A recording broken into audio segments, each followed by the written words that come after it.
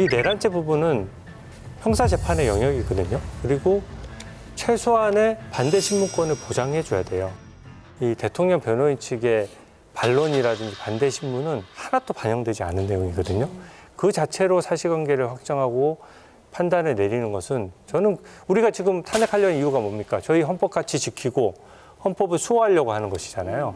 그러면 헌법의 가장 큰 축 중에 하나인 법치주의도 저희가 같이 신경을 써줘야 되는 거거든요. 근데 물론 보도를 통해서 국민 알거리를 통해서 알려야 되지만 그 판단에 있어서는 조금 신중할 필요가 있다. 제가 알고 있기로는 저게 이제 공수처에서 확보한 진술로 알고 있거든요. 그러니까 수사기관에서 확보한 진술이기 때문에 뭐 뜬금없는 얘기는 좀 아닌 것 같고요.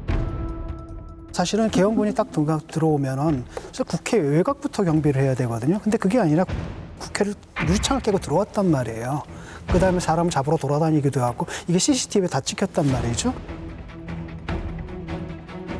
결국 대통령의 저 말은 뭐냐면은 성공 여부거든요. 무슨 얘기냐면은 계엄 해제 의결을 못하게 막으려면은 1000명이 필요했다는 얘기예요. 그런데 계엄 해제 의결을 못하게 막는 것 자체가 위헌이잖아요, 사실은. 왜냐, 대통령이 계엄을 딱 하면은 그게 필요한지 안 필요한지를 입법부에서 판단하게 돼 있는데 그 입법부의 판단을 못하려고 막으려고 한 거고. 그러다 보니까 500명 가지고 안 되지 않냐, 1000명은 넣었어야지 이런 얘기가 나온 거고, 그것 통해서 저 말이 만약에 사실이라고 한다면 여기서 이제 그 행위의 이제 위헌성이라는 게 너무나 극명하게 드러나는 거죠. 윤석열 대통령이 내가 지난번 강적들에서도 말씀드렸지만 계엄에 대한 그 빌드업 과정이 있었다고 그랬잖아요. 제가 확인한 걸로는요, 최소한 지난 여름부터 준비한 건 맞습니다.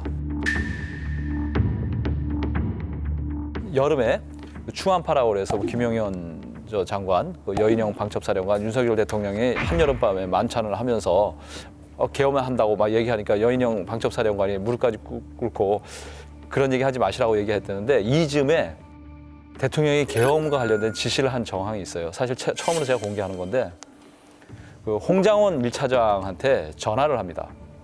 국정원에. 그래서 유단자를 중심으로 체포조를 준비하라고 지시를 해요. 그러니까 홍장원 1차장이 굉장히 당황을 합니다. 그런 인력도 없고 조직이 없으니까요. 근데 대통령 지시가 잘못 간 겁니다. 원래는 2차장인 황원진 차장한테 갔어야 되는 근데 왜 지시예요. 1차장한테? 잘 모르신 거죠. 예.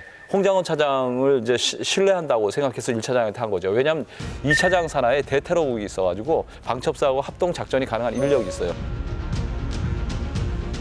그러고 나서 홍장원 1차장이 굉장히 고심을 많이 해요. 인력은 없고 대통령이 이렇게 지시하니까 마음을 계속 안고 있다가 조태용 국정원장한테 보고를 해요. 근데 조태용 국정원장이 이걸 못 들은 척하고 외면을 합니다. 근데 두 분 사이에 그때 인사와 관련해가지고 갈등이 많아갖고 조태용 차장이 그 즈음에서 또 홍장원 1차장을 감찰 지시를 해요. 대북 공작금 횡령과 관련해가지고.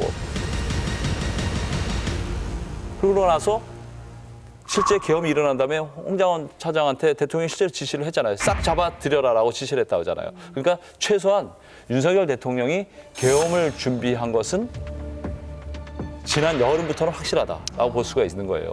그러니까 뭐 계엄 관련해서 뭐 1000명을 들여라 이런 얘기를 한 확인은 되지 않지만 저런 계엄 관련 준비와 관련된 발언들은 앞으로 수없이 많이 공개가 될 겁니다. 진술이. 너무 충격적인데요, 지금.